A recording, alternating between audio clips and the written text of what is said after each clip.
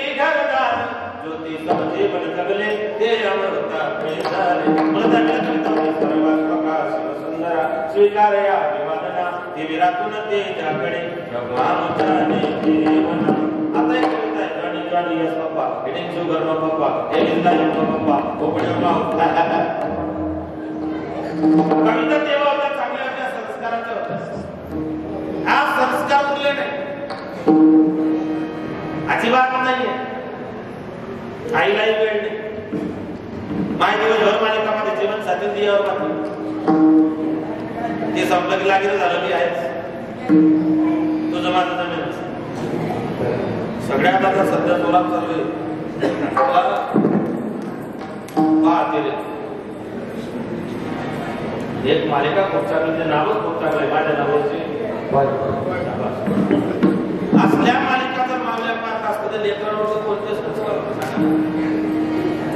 छत्रपती शिवाजी महाराज घडवल्या जातील कसे? ज्या मातीत राजमाता राष्ट्रमाता जिजाबाई साहेब जन्माला आल्या, ज्या मातीमध्ये पुण्यश्लोक अहिल्यादेवी होळकर जन्माला आल्या, ज्या मातीमध्ये क्रांतिज्योती सावित्रीबाई फुले जन्माला आल्या, त्या मातीमध्ये आमचे संस्कार पाहिजे तरी कसे? जिच्या हाती दोरी ती जगाची उद्धारी. तुमचा फार मोठा अधिकार आहे, तुमच्यावरती राष्ट्राची भिस्त आहे. लेकरांना संस्कार तुम्ही करू शकता. म्हणून घरामध्ये मुलगी पाहिजे, मुलापेक्षा मुलगी म्हणजे प्रकाश येते दोन्ही घरी.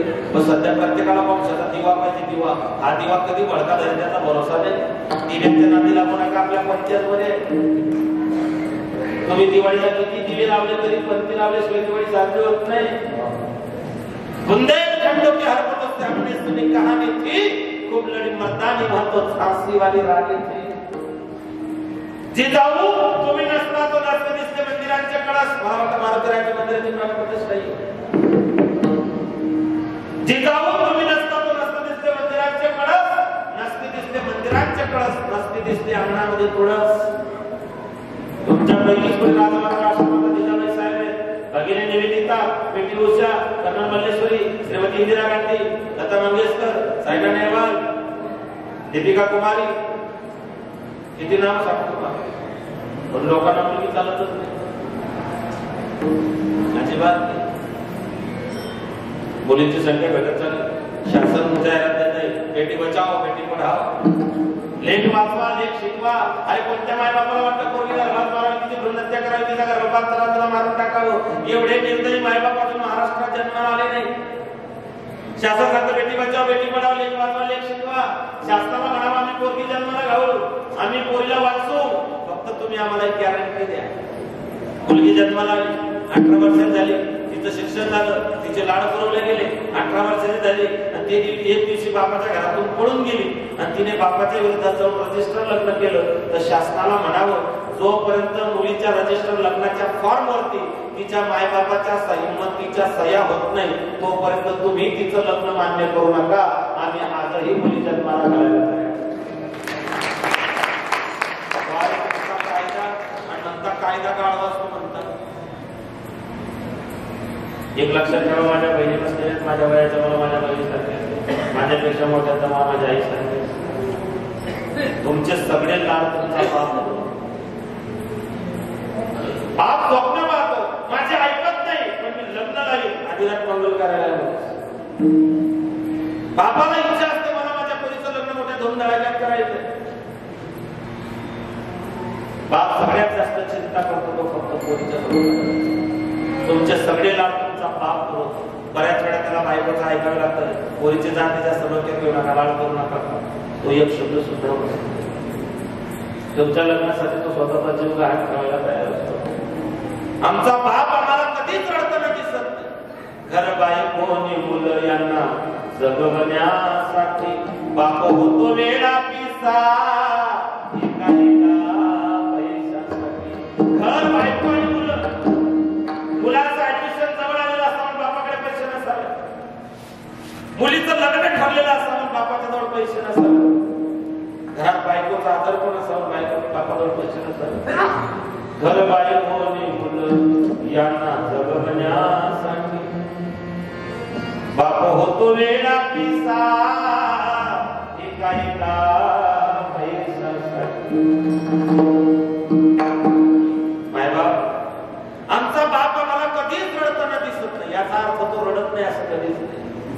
रडतो ना बाप असतो कसा जसा पाण्यातील मासा, त्याच्या डोळ्यातील थेंब तुला दिसणार.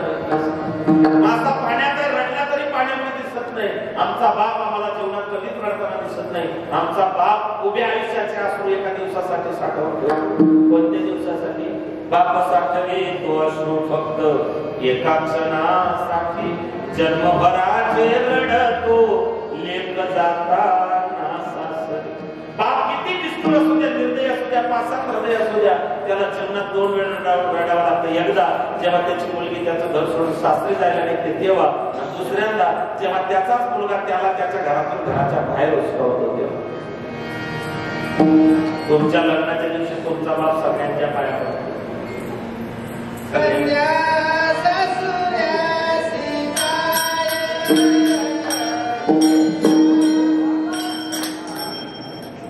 कन्या सासुरा शिजाय मागे परत तुझे पाय. तिचं दुःख तिच्या यातना. तुमच्या लग्नाच्या दिवशी लग्नात सगळे लोक पोट भरून जेवतात, फक्त एकच व्यक्ती उपवास असते, याचं नाव आहे तुमचा बाप.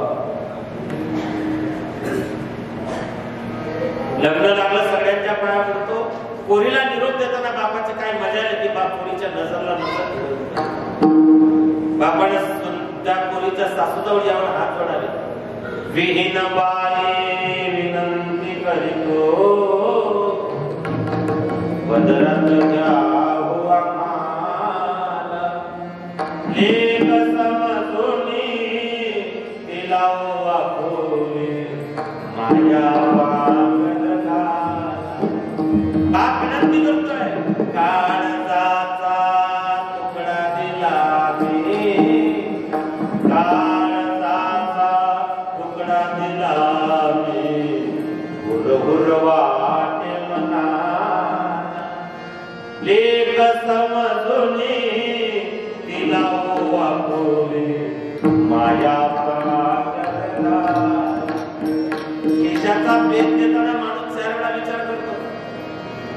आपल्या खिशातला पेन दुसऱ्याला देताना माणूस 4 वेळा विचार करतो. अरे त्या बापाचं काळीच कुठे असेल जो पोटचा खोडा 18 वर्ष सांभाळलेला दुसऱ्याच्या ताब्यात देतो. तुमचे सगळे लाड तुमचा बाप. पण एक लक्षात ठेवा, ज्या दिवशी त्याची पोरगी त्याच्या घरातून त्याच्या विरोधात पडून जाते तो त्याच दिवशी मरतो. त्याने स्वप्न पाहिलेले माझ्या पोरीच्या लग्नात मी एवढा खर्च करणार आहे, एवढे नातेवाईक बोलवणार आहे, एवढ्याला सगळ्यांना मी तिचा वैभव दाखवणार आहे. हे स्वप्न तुमचा बाप तुमच्या जन्मापासून उराशी बाळगून त्या ठिकाणी करत असतो. पण ज्या दिवशी तुम्ही त्याच्या विरोधात पडून जाता त्याच्या सगळ्या स्वप्नांचा चुराडा उडाला. पोरगी गेली बापाच्या विरोधात गेली. बाप 15 दिवस शोधत राहिला, पोरगी सापडली नाही. बाप भाकर खात नाही, रात्र दिवस रडतोय, डोळ्याचे अश्रू थांबत नाही. माझ्या लेकराचं काही बरं वाईट झालं असेल का, कुठे गेली असेल का, कुठे पडली असेल का. नातेवाईकांकडे, मैत्रिणींकडे, मित्रांकडे, शिक्षकांकडे सगळ्यांकडे फोन लावून झाले. पोरीचा तपास लागला. 15 दिवसानंतर मोबाईलचे रिंग खणखणले. बापाने मोबाईल रिसिव्ह केला, मोबाईल कानाला लावला. मोबाईल पोलीस स्टेशन मधून होता, पीआयचा फोन होता. तुमची मुलगी पीआय सांगतो की पोलीस स्टेशनला जमा झालेली आहे. बाप पोलीस स्टेशनला गेला, माझ्यासोबत आहे, मामा काका चुलते काका सगळ्यासोबत. बाप गेला, मुलगी समोर होती, गळ्यात मंगळसूत्र होतं, बाजूला कुठेतरी उभं होतं. बापाला समजलं काय झालं. बाप मुलीच्या जवळ गेला, मुलगी टेकवले, हात जोडून सांगितले, बेटा आयुष्यात तुझा बाप कधीच कोणाच्या समोर झोपला नाही, पण तुझ्या समोर तुला जन्माला घालतो. मी तुझा जनक आहे, पण मी तुझ्या पायावर डोकं टेकवतो. समाजात माझी एक प्रतिष्ठा आहे, समाजात माझं नाव आहे, लौकिक आहे, मान सन्मान आहे. माझ्या समाजामध्ये माझं खूप मोठं नाव आहे. तुझ्या लग्नामध्ये मी खर्च करणार होतो, केवढं मोठं मंगल कार्यालय खूप केलेलं होतं, पण पुरी माझ्या सगळ्या स्वप्नांचा तू एका लाथीमध्ये सुराडा केला. बेटा झालं गेलं, गंगीला विराळलं. तू म्हणशील तिथे तुझं लग्न लावून दे, फक्त घरी चल, मागचं सगळं विसरून. पोरगीने बोलण्याकरता तोंड उघडलं, सगळ्यांच्या नजरा तिच्याकडे वळल्या.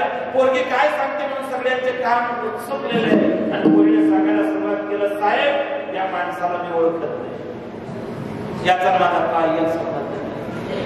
असली अवलाद 5वीच्या दिवशी पाण्यात मेली तरी लागत नाही. आपला बाप आयुष्यभर स्वाभिमानाने जगलेला आहे. तुम्ही मान नाही घातली तरी चालेल, मंदिरात नाही गेले तरी चालतील, आमचे कीर्तन नाही ऐकले तरी चालतील. फक्त एकच करा, आपला बाप आयुष्यभर ताठ मानेने जगलेला आहे. तुमच्या हातून असं काहीच होऊ देऊ नका की आपल्या बापाला आपल्यामुळे आपले मान झोपवावे लागेल. तुमच्या बापाचे स्वप्न फार मोठे असतात. म्हणून मुलीकडून बापाला खरंच जास्त आणि तो स्वप्न पाहतो, असलं मंगल कार्यालय लावेल, अशी पंगत देईल, अशी पत्रे देईल, लोकांचा सत्कार करेल, राज्यमंत्र्यांना बोलवेल, प्रतिष्ठित लोकांना बोलवेल, मी सगळ्या जगाला दाखवेल. माझी परिस्थिती नसताना मी माझ्या पोरीचं तेवढ्या धोक्यात लग्न केलं. म्हणून बापाच्या विरोधात जाऊन कधी असं काही निर्णय घेऊ नका जेणेकरून आपल्या बापाला यातना होईल. एक लक्षात ठेवा, तुका म्हणे मायबाप अवघे देवाचे स्वरूप. ज्याने मायबापाच्या डोळ्यात अश्रू आणले तो आयुष्यात कधीच सुखी होत नाही. तुम्ही बाबाच्या विरोधात जाऊन लग्न करा, तुम्ही कधीच सुखी होणार नाही. लग्नाचे 8 प्रकार आहेत, ते पवित्र प्रकार आहेत आमच्या वैदिक परंपरेनं, आणि त्या लग्नाची संकल्पना या मंगल कार्यालयामध्ये साकारणार आहे. इथून जीवनाला भावी सुरुवात होणार आहे. मंगल कार्यालयातून मंगल जीवनाची मंगल सुरुवात होणार आहे. तुमच्या जीवनात भगवान आदिनाथाची कृपा होऊन तुमच्या संसारामध्ये मंगल व्हावं एवढीच या ठिकाणी संकल्पना डोळ्यात ठेवून या आदिनाथ मंगल कार्यालयाची स्थापना आमच्या बापूभाऊ चव्हाण या ठिकाणी साकारलेली आहे. मायबाप संसारातलं सगळ्यात महत्वाचं ग्रस्ताश्रम मुकामणी हेची आश्रमाचे फळ परम पद फळ वैराग्याचे उत्तमचे गती एक पावेल उत्तम भोगेल जीव प्राणी. एकच मिनिट बोले, जागा सोडायची नाही. ज्ञानेश्वर